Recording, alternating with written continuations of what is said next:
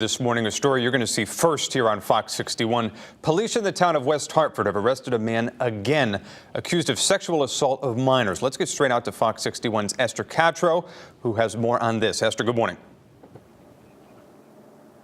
I'm here at the West Hartford Police Department because police just recently arrested a man who was being accused of inappropriately touching a child while babysitting. That man is 39-year-old Kevin Duverger. He was arrested last night after admitting to police that he inappropriately touched a 9-year-old. At the time of the incident, Duverger was babysitting a 6-year-old and 7-year-old. He somehow ended up at a children's party in the Elmwood section of the city when the incident happened. It was later revealed that Duverger is already a registered sex offender.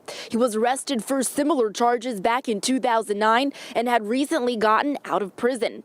Lieutenant Jeremy Clark of the West Hartford PD says that the severity of this crime was an understatement in an exclusive interview you'll only hear here on Fox 61. This is a predator. This is someone who's been in prison for extended amounts of time. He just got out of it a while ago. He has these exact crimes on his record before, and our most precious commodity, children, this guy is out again trying to victimize them, and today he did it at a party where kids should feel safe and kids should feel that they're able to do this, and parents should not have to be worrying that this monster is out victimizing their kids. And to be honest, unsettling would be an understatement. It's horrible.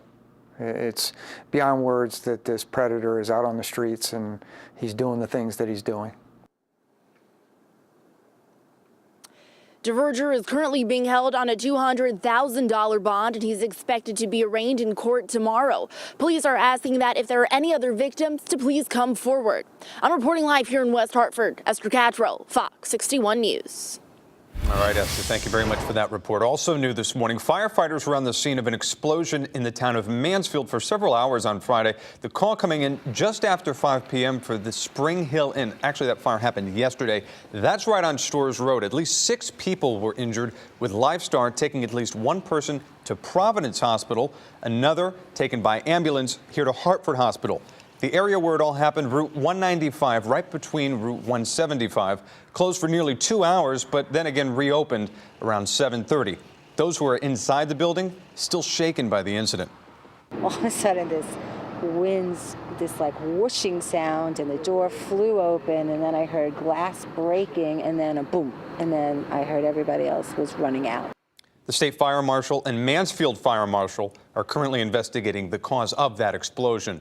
Moving on now, a Norwalk man pleading guilty to strangling a woman in her Connecticut home. Police say DNA evidence linked 43-year-old James Cunningham to the murder. 52-year-old Marion Alexander was reportedly found face down in her Norwalk apartment back in June of 2016. Police say her body was face down with a bag wrapped around her neck and her car stolen. Cunningham now faces 25 years in prison. He's already behind bars on unrelated charges. Weeks after the nation's deadliest mass shooting, the NRA is going after Congresswoman Elizabeth Esty just days after she introduced a bill to ban large-capacity gun magazines. In its new daily newsletter on Friday, the NRA wrote, quote, "It's pure fantasy on Esty's part to believe that yet another form of gun control will have an impact on violent crime in America." Esty, in response, tweeted out a quote from President Roosevelt, saying, "They are unanimous in their hate for me, and I welcome their hatred." She went on to say that the NRA represents the corporate gun lobby and no longer speaks for responsible gun owners. The Meriden community held a vigil on Saturday night for West Hartford resident Suhinto Sahudi, who was ordered to leave the country earlier this month. The Indonesian native instead took sanctuary in a local church.